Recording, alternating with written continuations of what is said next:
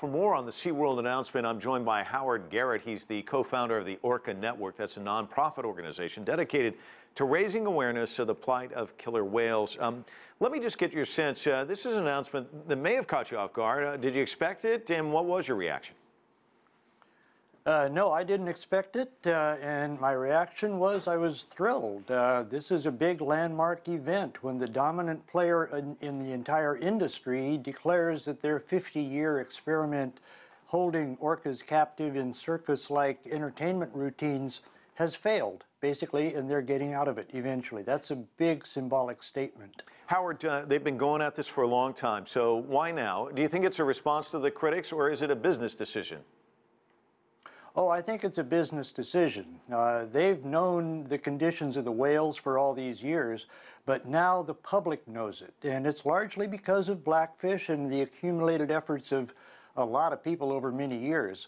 But to the credit of the public, they've quit going, and so their revenues are down, and that has forced them to make a change in their whole business model.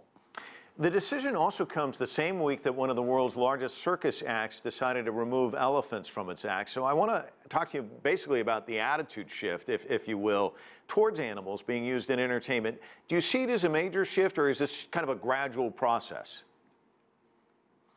Oh, it's a major shift. We're seeing some landmark events, but it's a seismic paradigm shift into thinking about the actual animals, into how they're doing, and even acknowledging that they have feelings and they have awareness and they have some perception of their environment and some ability to communicate that we are just not picking up on up till now. But now we're starting to pick up on that, and so it's a real opening of our own eyes to the world of the animals. Let's go a little bit further on that, because you talk about feelings and communication, things that we just didn't think about. Talk to me about the impact of these documentaries when it comes to these creatures of the sea. And I'm thinking back to 2009, The Cove, of course, Blackfish in 2013. Do you think that's helping to drive the changes we're seeing now with, not just with like SeaWorld, but also the public at large? Oh, they absolutely are, because they're shining a light on what actually goes on beyond the stagecraft and all the PR and all the hype and all the assurances all these years.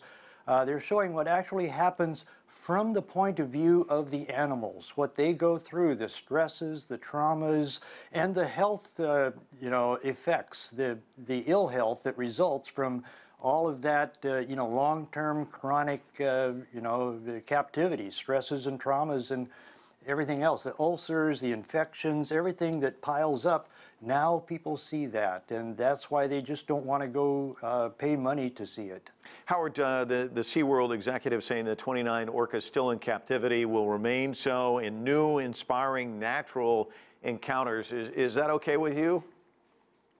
No, that's a big deficiency in this announcement, to close the door and with attitude on the idea of moving their captives. I mean, they're still there. There's no rescue for them. It's a big symbolic event for all of us, but it matters not at all. There's no material difference for those animals in captivity. So I would love to see, and we're not going to let up, asking SeaWorld and the whole industry to look into how to return their actual current captives into ocean settings, to very protected, monitored seaside sea pens where they can be taken care of. Most of them can't go back out into the ocean, but on a case-by-case basis, look into how to improve their lives. They haven't even looked into that. Howard Garrett joining us from Seattle. Thanks so much.